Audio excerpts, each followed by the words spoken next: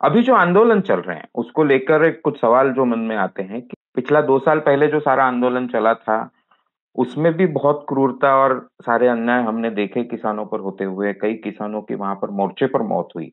इस बार भी जो अभी आंदोलन चला है, भले ही वो पंजाब के कुछ संगठनों से शुरुआत हुई है, पर आप जो सब बता रहे हैं कि सारा आंदोलन एक ही है। जो मांगे हैं वो अगर मानी जाए तो वो पूरे देश के ही किसानों के भले की है। तो ऐसे में इतनी जो क्रूरता या इस तरह का बर्ताव जो सरकार का है, क्या वोट की उनको चिंता नहीं है? या 65% लोग उनको वोट देंगे या इसकी कोई चिंता ही उन्हें नहीं बची है? ये क्या है? इसका आप क्या विश्लेषण करते हैं? ऐसा क्यों कर रहा है सरकार? देखिए, उनको लगता है कि हम मैनेज कर लेंगे।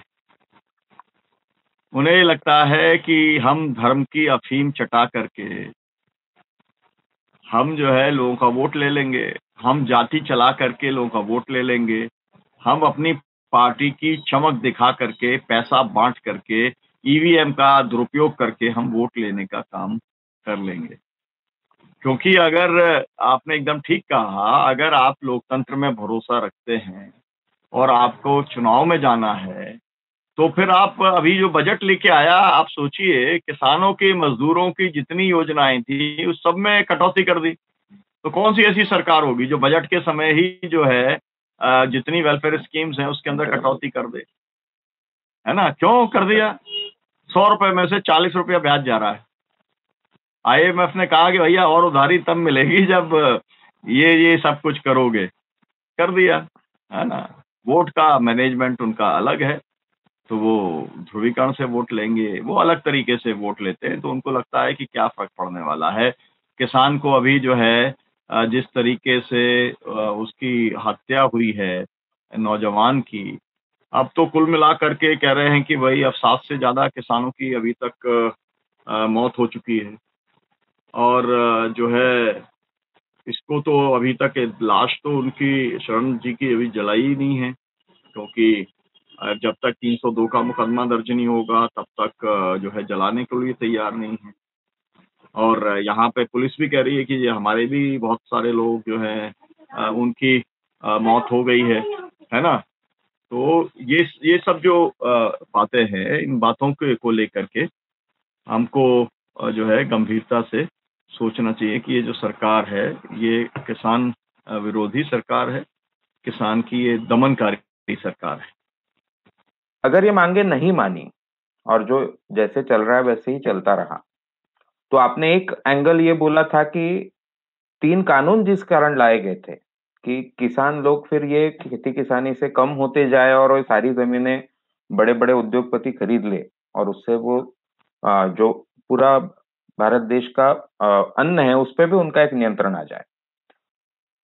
तो ऐसा होगा या क्या होगा? या ये बातें अगर मानी नहीं गई और ऐसे ही अगर समस्या बढ़ती गई, तो क्या होगा? यानी अगर देश ने भी सपोर्ट नहीं किया किसानों का, बाकी बचे हुए देश ने और ये बातें नहीं मानी गई, किसानों की माँगें नहीं मानी गई, तो इसके क्या दुष्परिणाम आगे जाकर हम देख सकते हैं? देखिए, अभी जो लड़ रही हैं जत्थेबंदियाँ, वो कुछ जत्थेबंदियाँ लड़ रही हैं शंभू बॉर्डर पे, खनौरी बॉर्डर पे। अभी जो है कुछ हरियाणा के अंदर कुछ जत्थेबंदियाँ इकट्ठी हुई थी, वहाँ पर लाठीचार्ज किया गया, वहाँ पे कुछ गिरफ्तारियाँ की गईं। अभी जो अलग-अलग समूह हैं किसानों के, उनके अंदर ये बातचीत हुई। अभी संयुक्त किसान मोर्चे की मीटिंग थी जिसमें मैं गया था। और जो कि मुख्य मंच है, उसके अंदर उन्होंने ये तय किया कि हम जो है वो 6 मेंबर की एक एकजुटता कमेटी उन्होंने बनाने का काम किया है। जो एक गुरनाम सिंह चड़ूनी हैं, उन्होंने भी एकजुटता की बात की है, उन्होंने भी एक कमेटी बनाई है।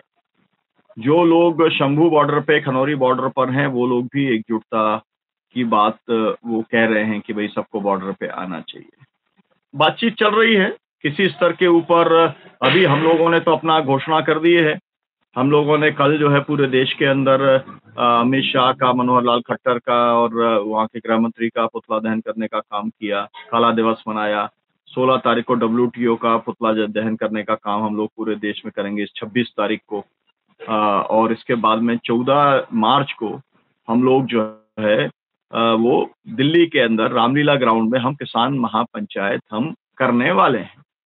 सरकार रोकने वाली है। तो सरकार को ये सोच लेना चाहिए कि किसान अगर ये तय करेगा कि अगर दिल्ली हमारी नहीं तो गाँव तुम्हारा नहीं, है ना? अगर तुम हमें दिल्ली में नहीं घुसने दोगे तो हम तुम्हें गाँव में नहीं घुसने देंगे। ऐसी स्थिति नहीं लानी चाहिए। भारत सरकार को ये बात समझनी चाहिए कि आप दिल्ली को अपनी अगर बपौती मान के बैठे हो, तो गाँव तो किसान का है ही, वो भी ऐलान कर सकता है। आपने ऐलान कर दिया वो भी ऐलान कर सकता है। उसको ज़रूरत नहीं होगी ये सब जो आप करते हो गड्ढा खोदने की और दीवार लगाने की और तार लगाने की, गाँव में उसने तय कर लिया तो कोई नेता तो नहीं घुस पाएगा। और अभी भाजपा के नेताओं के यहाँ पे धरने प्रदर्शन तो सब जगह पर चलाने का काम हम लोगों ने किए ही है।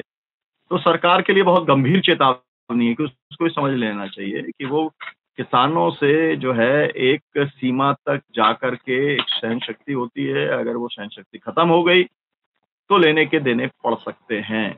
किसान अहिंसक है, हमने 380 दिन अहिंसक होकर के आंदोलन चलाया, अभी भी जो आंदोलन चल रहा है वो अहिंसक आंदोलन चल रहा है, तो उसको कायरता ना माना जाए, है ना? हमारे धैर्य को, हमारी अहिंसा को, हमारे सत्याग्रह को कायरता ना माना जाए। गांधी जी ने जो कहा था कि जो अ, अहिंसा और सत्याग्रह है, ये बहादुर व्यक्ति की ही निशानी है, वो ही ये काम कर सकता है।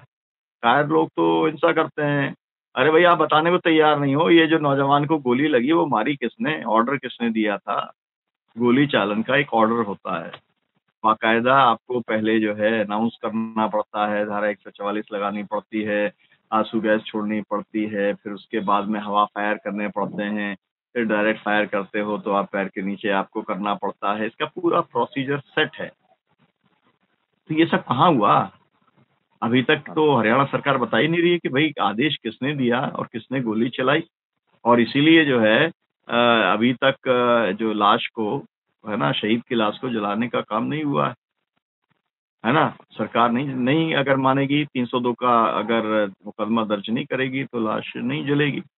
मामला जो है बिगड़ता चला जाएगा। सरकार द्वारा बिगाड़ा जा रहा है, क्योंकि किसानों ने तो बिगाड़ा नहीं।